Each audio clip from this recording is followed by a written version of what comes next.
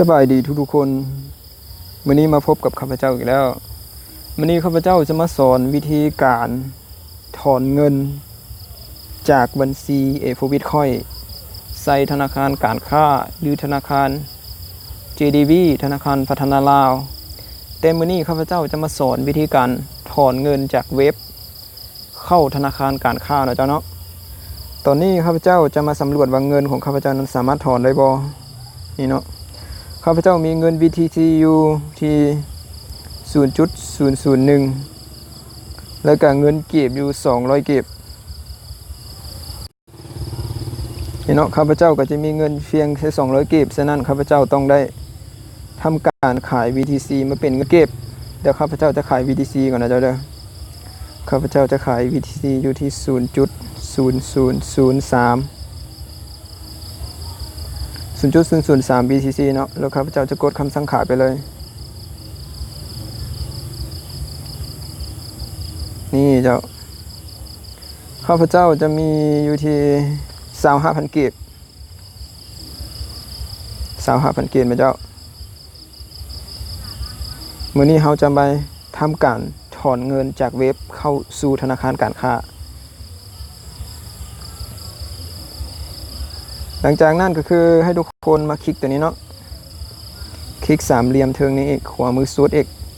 คลิกเข้าไปเลยหลังจากนั้นให้ทุกคนคลิกกระเป๋าเงินเนาะกระเป๋าเงินคลิกกระเป๋าเงินเข้าไปเลยตัวนี้เนาะตอนนี้ก็จะเป็นกระเป๋าเงินเนาะแล้วก็มาสำรวจว่าเงินของเราเพียงพอในการถอนบ่นี่เนาะนี่ข้าพเจ้ามีอยู่25,800 เก็บข้าพเจ้าจะถอน 15,000 เก็บเนาะเพราะข้าพเจ้าจะมาถอนเป็นวิธีการแนะนำว่าถอนจังใดให้ทุกคนกดคำว่าถอนเลยเจ้านี่เจ้ากดเข้าไปเลยเจ้าเนาะกดคำว่าถอนไปเลยกดคำว่าถอนเนาะและให้ทุกคนมาสำรวจตัวนี้ก็คือนี่เป็นบาลานซ์ที่เราสามารถถอนได้ทั้งหมดก็คือ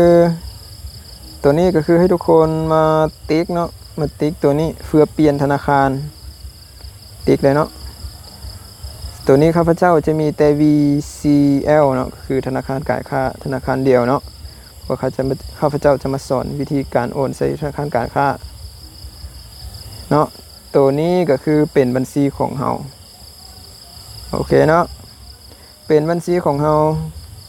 ก็คือให้ทุกคนกวดว่าบัญชีตัวนี้นะ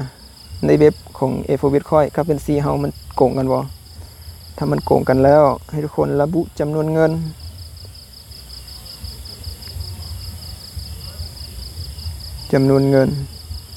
ให้ทุกคนระบุจำนวนเงินเนาะหลังจากนั้นก็มากวดบัญชีอีกรอบหนึ่งเพื่อความแน่ใจหลังจากนั้นให้ทุกคนกดคำว่า send withdraw นะเจ้าเนาะกดตัวนี้เพื่อทำการถอนโอเคเนาะหลังจากนั้นให้ทุกคนกดเข้าไปเลย send withdraw request กดเข้าไปเลยนี่เจ้ามันจะเป็นใบบินแบบนี้ให้ตัวนี้ก็คือยังรอท่าให้แอดมินมาทำการอนุมัติอยู่เนาะคือทุกคนรอท่าเนาะแล้วบึดหนึ่งจึงมาประมาณ10 ถึง 20 นาทีแล้วจึงมาทำการตรวจสอบเบิ่งว่าเฮาถอนนั้นสำเร็จแล้วบ่สำหรับวิดีโอนี้ข้าพเจ้าก็จะมาแนะนำแล้วก็จะมาสอนแต่เพียงเท่านี้เจ้าเป็นจังใดติดตามวิดีโอต่อไปเจ้า